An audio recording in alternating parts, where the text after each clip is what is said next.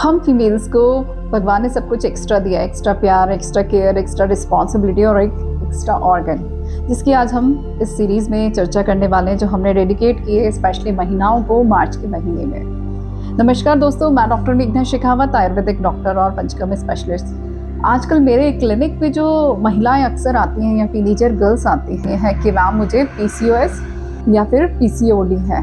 PCOD और PCOS दोनों एक ही बात है, एक ही बीमारी का नाम है, जिसे पॉलीसिस्टिक ओवेरियन डिजीज़ या फिर पॉलीसिस्टिक ओवेरियन सिंड्रोम के नाम से हम जान सकते हैं। और आजकल ये बहुत ही कॉमन है फीमेल्स के बीच में, और हम देखेंगे कि 5 या 10 में से हर 1 या 2 महिलाएं इससे पीड़ित रहती हैं। तो आखिर क्या है PCOS, हम इसके बारे में आज जानते हैं। बालिका जन्म लेती हैं तब उसकी ओवरी में बहुत सारे अंडे होते हैं जो जीवन भर के लिए पर्याप्त होते हैं। जैसे ही हमारे मासिक चक्र चालू होता है तो उसमें ओवुलेटरी फेज में वो, क्योंकि फ्लूइड सैक के अंदर होते हैं कि पानी से भरे हुए होते हैं, हमारे हार्मोन रिलीज होते हैं, उन्हें मैच्योर करते हैं और वो एक मैच्योर ग्राफिन फॉलिकल के रूप में बाहर आकर उसमें से रप्चर होके ओवम रिलीज हो जाता है। और वो ओवम वेट करता है, अगर वो फर्टिलाइज हो गया तब तो प्रेगनेंसी हो जाती है, लेकिन अगर फर्टिलाइज नहीं हुआ तो नॉर्मली वो मासिक धर्म के रूप में हमारे शरीर से बाहर आता है। It's a very natural process जो बिल्कुल बायोलॉजिकल है और हम इससे हर फर्टाइल एज में होकर गुजरते हैं। जैसे हम नाम से ही जान सकते हैं कि इसमें ओवरी में सिस्ट हो सकती है। तो जी हाँ, जो अंडा ओवरी से बाहर नहीं आ पाया यानी अंडाशय से बाहर नहीं आ पाया तो वो उसी में पड़ा रहता है और ग्रंथि का रूप ले लेता है। और जब ऐसी बहुत सारी ग्रंथियाँ इकट्ठी हो जाती हैं तब उसे पॉलीसिस्टिक ओवरी के नाम से जानते हैं।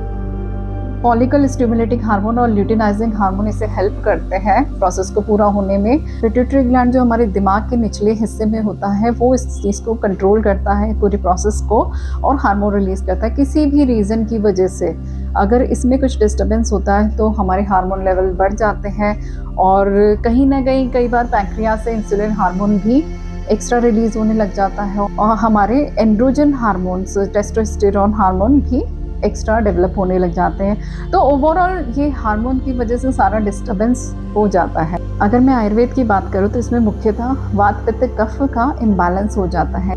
साथ ही अपान वायु, आर्तव, मेद, रस, रक्त धातु और उनके स्रोतस भी दूषित हो जाते हैं। आयुर्वेद में इसे वात कफज ग्रंथि कहा गया और इसे योनि व्यापन रोग बताया है। क्या कारण हो सकते हैं इसमें? तो सबसे पहला अगर कारण है तो मिथ्य आहार विहार यानी कि इम्प्रॉपर लाइफस्टाइल या पुअर लाइफस्टाइल।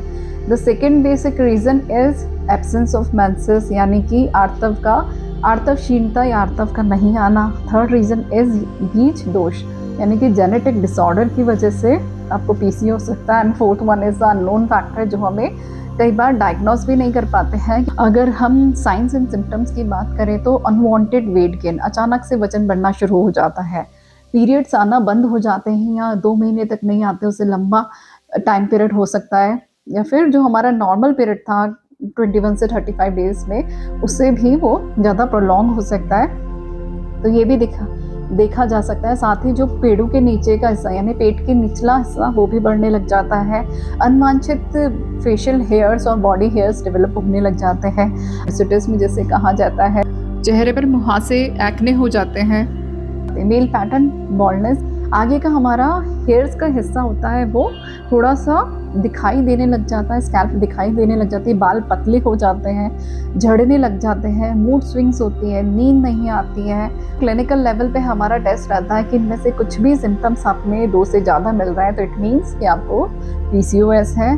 सोनोग्राफी के अंदर पूरा डायग्नोस हो जाता है कि आपकी ओवरी के अंदर पर्ल का नेकलेस या फिर बीड्स आपको दिखाई देंगे। तो ये भी एक डायग्नोसिस है जिससे हम पता कर सकते हैं कि ये PCOS आपको है। हार्मोनल टेस्ट में भी आपके लेवल्स देख के बता सकते हैं। साथ में आयुर्वेद के अंदर प्रकृति परीक्षण के साथ साथ हम नाड़ी परीक्षा के द्वारा भी इसको डायग्नोस कर लेते हैं। तो आने वाले समय में इसके बहुत खतरनाक परिणाम हो सकते हैं, खासकर इसमें इनफर्टिलिटी हो सकती है महिलाओं को। इसके अलावा हाइपरलिपिडेमिया यानी कि कोलेस्ट्रॉल भी बढ़ सकता है, हार्ट की प्रॉब्लम्स भी हो सकती है, एंडोमेट्रियल कैंसर भी हो सकता है, डायबिटीज़ भी हो सकती है। तो इतनी सारी बीमारियां आपको हो सकती हैं जस्ट बिकॉज कि हम थोड़ा सा अपने आप को इग्नोर कर देते हैं कई बार। तो अगर जैसे ही आपको साइन और सिम्टम्स दिखते हैं तो ज़रूर अपने डॉक्टर से कंसल्ट करिए और समय पर इलाज लीजिए। इसमें इलाज की अगर मैं बात करूँ तो सबसे पहले जैसे मैं कारण बताए थे, उन कारणों को आप सही करिए, यानी कि अपनी लाइफ़स्टाइल करेक्शन सबसे महत्वपूर्ण है इसके अंदर।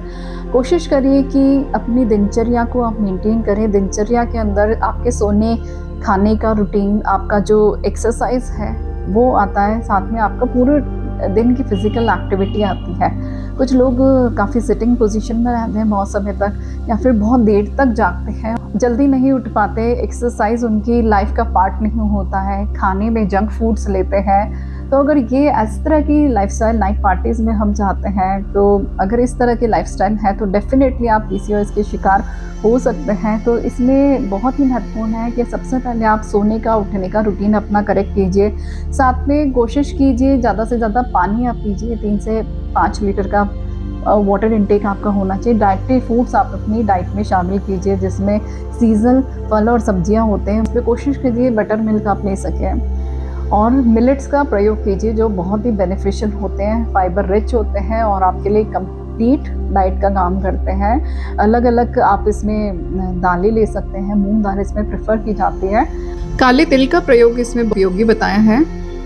योगासन इसमें बहुत ही महत्वपूर्ण है, जिसमें आप नौकासन, हलासन, बटरफ्लाई आसन ये कर सकते हैं, सूर्य नमस्कार कर सकते हैं, जो बहुत ही महत्वपूर्ण है। और ख़ासकर अगर आप पित्त प्रकृति के नहीं हैं तो कपालभाति आपके लिए बेस्ट आसन है। 30 मिनट से रेगुलर अगर आप बांध लेते हैं समय कि कपालभाति मुझे करना है, अनुलोम विलोम करना है, तो बहुत ही जल्दी आप पीसीओएस से रिकवर कर सकते हैं। इसके अलावा किसी और रीज़न की वजह से अगर पीसीओएस हुआ है तो हम उन कारणों को भी सही करते हैं। खासकर जैसे आर्तवशीलता की बात करते हैं, मेंसेस इरेगुलरिटी की बात करते हैं, तो हम उसमें कुछ प्रमुख औषधियों का इस्तेमाल करते हैं, जिससे कि आपका महीना सही हो जाए, जिसमें बेसिकली शतावरी, अश्वगंधा, हरिद्रा इस तरह की औषधियाँ होती हैं जो कॉमनली अवेलेबल हैं। कुछ प्रमुख दवाइयाँ इसके अंदर मेडिसिन्स जो होते हैं हमारे, वो दशमूलारिष्ट, अशोकारिष्ट, शतपुष्पादि क्वाथ, कांचना रघुकुल, इस तरह की औषधियाँ हमने इसमें प्रयोग करते हैं। अब जब हम ये शमन चिकित्सा यानी पैलिएटिव थेरेपी थी, लेकिन सीवियरिटी के केसेस में अगर आपको माइल्ड है, मॉडरेट है, सीवियर केस है आपका पीसीओएस को, इस पे डिपेंड करता है हमारा पूरा ट्रीटमेंट प्रोसीजर।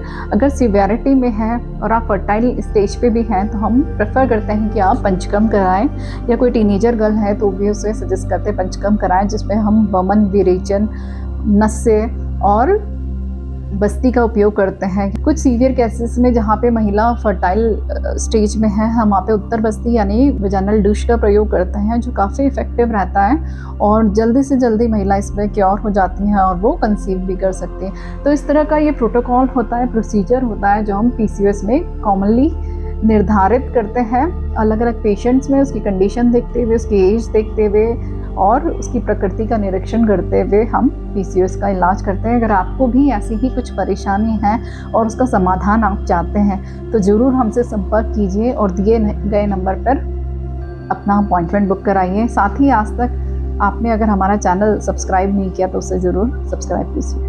धन्यवाद।